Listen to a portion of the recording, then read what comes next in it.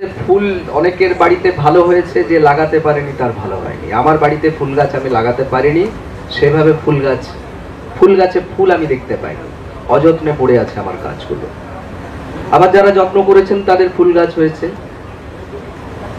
তো সবকিছুর একটা সময় থাকে, শীত আসার মুখে কিছু গাছ লাগাতে হয়। যেমন লাগিয়েছেন গাছ, যেমন যত্ন করেছেন, ফুল কিন্তু সেরকমই হয়েছে। এই মঞ্চটাও ঠিক সেরকম।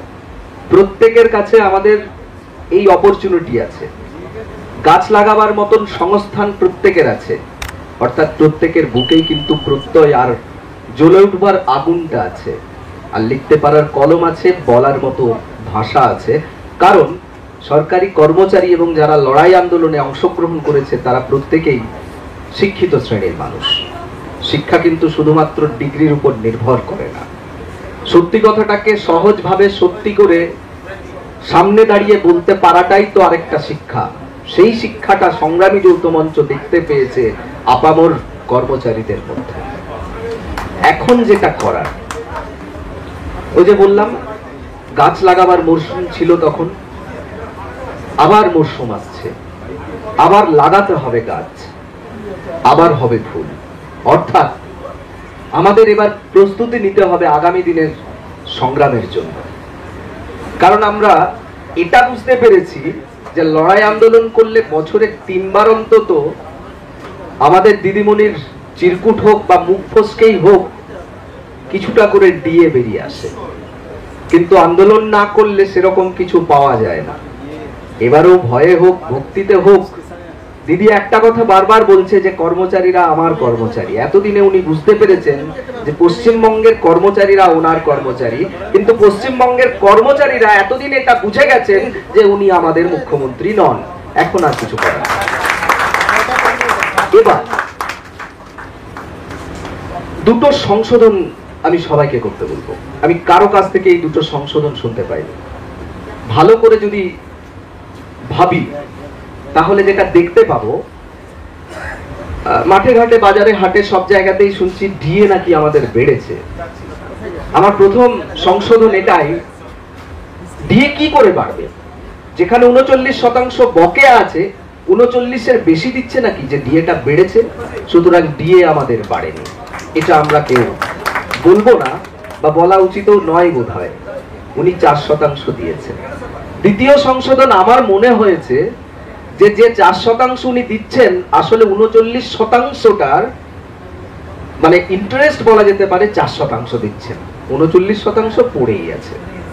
কারণ ভালো করে ভেবে দেখুন, প্রতি মাসে তো পশ্চিমবঙ্গ রাজ্য সরকারের কর্মচারীরা বেতন কম পায়। আমরা প্রতি মাসে আমাদের বেতন কম হয় কারণ জিনিসপত্রের দাম বাড়ে, বেতনটা ফিক্সড আছে, মার্কেট থেকে আপনাকে কিনতে হয়।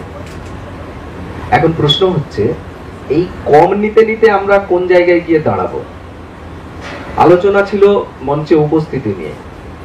আমার দৃঢ় বিশ্বাস, যদি আমরা ভালো করে মাটিটাকে তৈরি করতে পারি, আবার আমরা আগে পেরেছি, কিন্তু মানে এটা প্রতিষ্ঠিত সত্য যে আমরা মাটি তৈরি করতে পারি, কারণ আন্দোলনের মাটি কলকাতায় কিভাবে তৈরি করতে হয় আমরা শিখে গেছি। সেটা সারা পশ্চিমবঙ্গ জুড়ে ছড়িয়ে পড়েছে, সংগ্রামী যৌথ মঞ্চ না হোক অন্য নামেও কিন্তু ছড়িয়ে আছে, এটা আমরা বুঝে গেছি। তাই আমরা যদি সবাই সচেষ্ট হই, বিশেষত আজকে যারা উপস্থিত হয়েছেন, এখানে আলাদা করে নেতৃত্ব আমি কাউকেই দেখতে পাচ্ছি না, প্রত্যেকেই নেতৃত্ব। কারণ প্রত্যেকের নিজ নিজ জায়গাতে অন্যদেরকে মোটিভেট আমরা করতে পারি বা চেষ্টা করি। আগামী দিনের প্রস্তুতির ম্যাচ বলা যেতে পারে। কারণ পশ্চিমবঙ্গের দুর্ভাগ্য এটাই যে রাজনৈতিক দলগুলো এই স্লোগান দেয় যে খেলা হবে বলে পশ্চিমবঙ্গে ভোট হয়। অদ্ভুত একটা ব্যাপার। তো সেই জন্য আমি ম্যাচ কথাটা বললাম, মানে ওরা খেলা ছাড়া বোধহয় কিছু বোঝে না, জনগণের সাথে খেলাই হচ্ছে, এটা আমরা বুঝে গেছি। কর্মচারীরাও সেই খেলাতে এখন অংশগ্রহণ করে নিয়েছে। তো কি করা যাবে? আমাদের খেলাপ্রিয় মুখ্যমন্ত্রী আর তার দলদাস যারা আছে তাদের সাথে কর্মচারীদের এখন খেলতে হচ্ছে। আমরা খেলে এই খেলাতে জিতবো, কারণ এটা আমরা বুঝতে পেরেছি। এবারে আসি যে এখানে যোগদানের বিষয়ে প্রচুর কাজ থাকে প্রত্যেকের। কারণ যখন এই সংগ্রামী যৌথ মঞ্চ ছিল না, তার আগে কেউ বসেছিলেন না বাড়িতে, মানে সেই সময়গুলোতে কিছু না কিছু কাজ প্রত্যেকেরই থাকতো।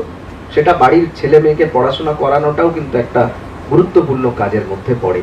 বা আপনি হয়তো কোনো কিছুতে ব্যস্ত ছিলেন, আজকে সংগ্রামী যৌথ মঞ্চে এসে আপনি এটা প্রতিষ্ঠা করার চেষ্টা করছেন, সত্যকে প্রতিষ্ঠা করতে গিয়ে আপনি আপনার পূর্বতন যে সময়গুলোকে কেটে কিন্তু এখানে আসছেন, এটা কিন্তু অনেক বড় পাওনা আমাদের কাছে।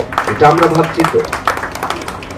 এবার যে মানুষটা আসতে পারেন না কিন্তু বাড়িতে থেকেও আমাদেরকে ফলো করছেন, অন্যকে মোটিভেট করছেন, কিন্তু যে কোনো কারণেই হোক উনি আসতে পারছেন না, ওনাকেও আমরা ছোট করতে পারি না। ওই যে বললাম না, একটা গাছ যদি বড় করতে হয়, শুধু গাছের মালি পারে না গাছটাকে বড় করতে, অনেক কিছু লাগে। চারিপাশটাকে আমাদের মনে করতে হবে। আঘাত দেওয়াটা তো কাউকে আমাদের উদ্দেশ্য নয়। আমরা ন্যায় প্রতিষ্ঠার লক্ষ্যে আলাদা পশ্চিমবঙ্গ দেখতে চাই, শুধু ডিএ বাড়াতেও চাই না। বেকার ছেলে মেয়ে চাকরি পাক, পশ্চিমবঙ্গের উন্নতি হোক, এই সমস্যাগুলো সবগুলোই তো আছে। আর আমরা কি করতে পারি বা কি পারি না সেটা তো এতদিনে প্রমাণিত সত্য হয়ে গেছে। তাই বোধহয় পশ্চিমবঙ্গের আজকের প্রথম এবং প্রধান বিরোধী দল হিসাবে বোধহয় এই সংগ্রামী যৌথ মঞ্চ রাজ্য সরকারের কাছে অন্তত প্রতিষ্ঠিত হয়েছে। সবাই মিলে আসি, চেষ্টা করি আসতে। রুদ্র বা যারাই এখানে সময় যেটা বানাচ্ছে, সবাই মিলে একটু চেষ্টা করে যদি না আসি তাহলে মঞ্চ একেবারে ফাঁকা হলে সেটা ভালো দেখাবে না। আর বাকিরা যদি আসেন তাহলে অনেকে উদ্বুদ্ধ হবে। বিষয়টা তো সেই জায়গাটাতে। আপনারা আসুন, অন্যকে নিয়ে আসার চেষ্টা করুন, ভালো লাগবে। আমরা আগামী দিনে একটা বৃহত্তর লড়াই করতে চলেছি, কিন্তু এটা আপনাদের কাছে আস্তে আস্তে এটা পরিস্ফুটিত হবে যে আমরা কোন লড়াইটাতে নামতে চলেছি। সেই লড়াইয়ের জন্য কিন্তু সকলের সহযোগিতা প্রয়োজন। যে আসছে না তাকেও দরকার আছে, তাকে বলুন। আমি আর বেশি কিছু বলছি না। সকলে ভালো থাকবেন।